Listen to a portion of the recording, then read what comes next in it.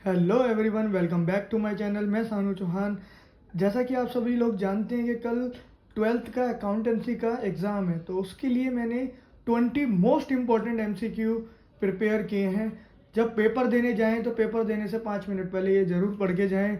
तो 20 मार्क्स के आपके एमसीक्यू आने वाले हैं। मुझे पूरी उम्मीद है कि सारे एमसीक्यू यहीं से होंगे या मिलते जुलते होंगे। तो आइए स्टार्ट करते हैं। पहला एमसीक्यू है, interest on capital is allowed only when it is. But interest on capital कब अलाउ किया जाता है? Option number A, mentioned in the partnership deed, demanded by partners.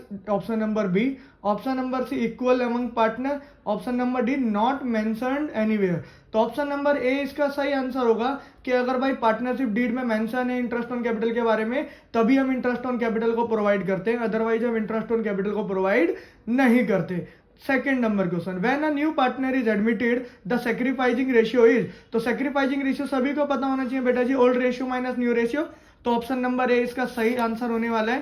Question number 3, तो if a partner विड्यू 10,000 per month, अगर 10,000 per month निकालता है partner, अगर partner 10,000 per month निकालता है रेगुलरली, तो interest on drawing is calculated. तो भाई 10,000 रुपए पर मंथ निकालने का मतलब है 12 महीने के लिए पार्टनर ने 1,20,000 रुपए निकाले।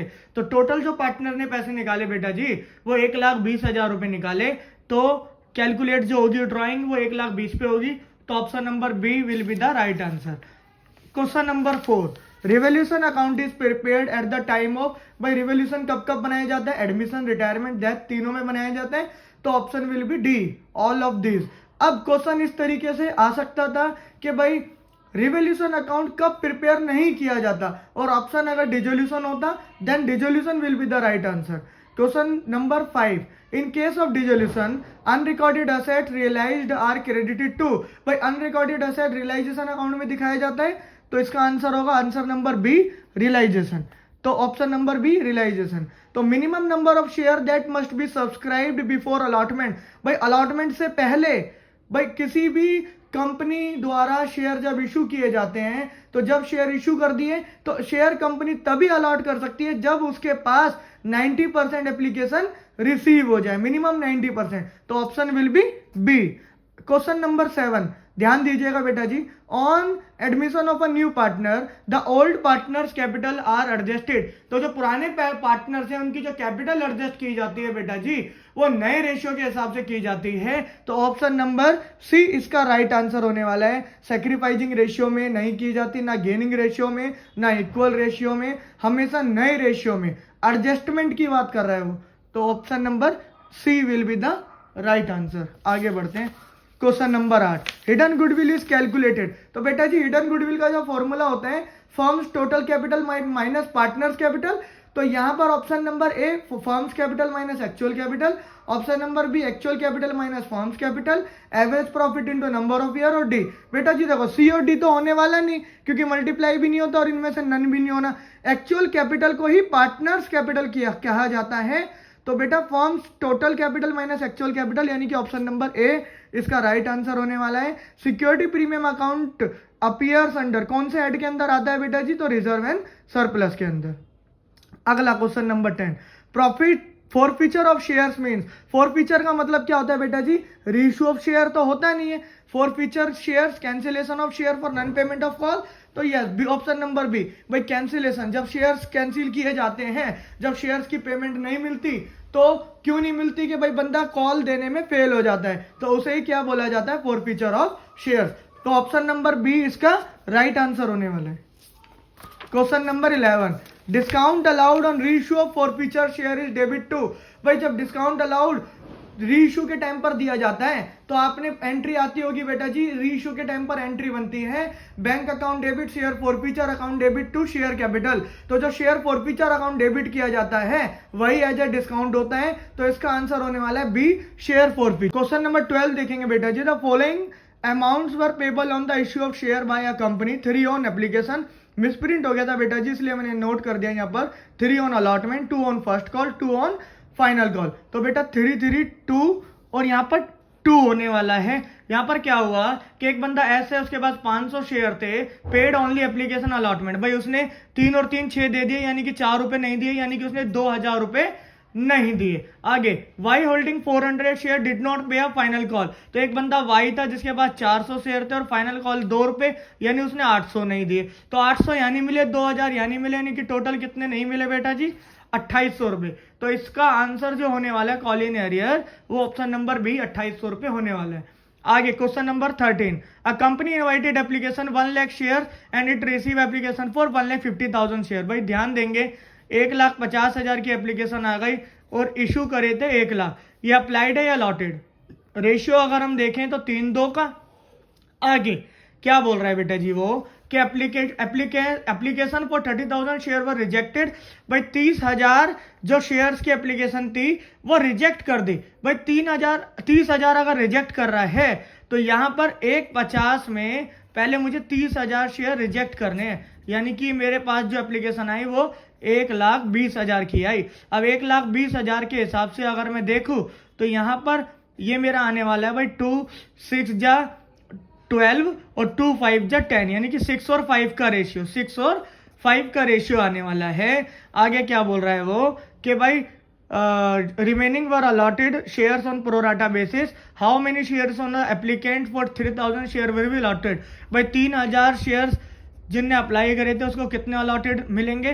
तो बेटा अलॉटेड निकालने के लिए अलॉटेड वाला ऊपर रखो, अप्लाइड वाला नीचे, तो अलॉटेड वाला ऊपर रखेंगे, अप्लाइड वाला नीचे।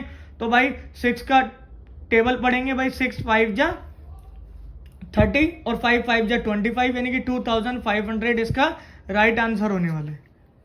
आगे बढ़ते हैं क्वेश्चन नंबर 14। तो बहुत ही आसान सा क्वेश्चन है बेटा जी कि the partnership is an association of more person. भाई इसका आंसर 2 होने वाला है, भाई 2 लोगों की एसोसिएशन होती है।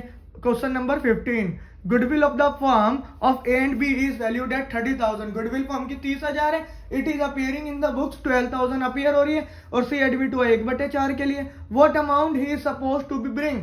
भाई आंसर होगा इसका, देखो भाई गुडविल कितनी ला रहे हैं, दोनों की गुडविल है 30,000, सी एडमिट हुआ 1/4 के लिए, तो डायरेक्ट निकाल देंगे, यानी कि आंसर कितना होने वाला है सी 7,500। आगे देखेंगे बी और एन पार्टनर है in a form sharing profit in the ratio 3-2। तो भाई बी और एन पार्टनर हैं और 3 और 2 का रेशियो है। दे एडमिट एस को एडमिट किया 1/4 के लिए। एस एक्वायर ही शेयर, ये वाला जो शेयर ले रहा है एस 2 और 1 में ले रहा है, यानी कि बी का अगर सेक्रीफाइस देखें तो पहले बी का ही निकाल लेते हैं, 1 का निकल गया तो शायद सबका निकल जाएगा, 3 इसका निकालेंगे बी का, तो वो अपने शेयर का कितना ले रहा है रेशियो में ले रहा है, तो 2:1 के रेशियो में तो 2/3, यानी कि 2/12। बी का नया रेशियो निकालने के लिए बी का पुराना रेशियो 3/5 था और कितना सेक्रीफाइस हो रहा है 2/12।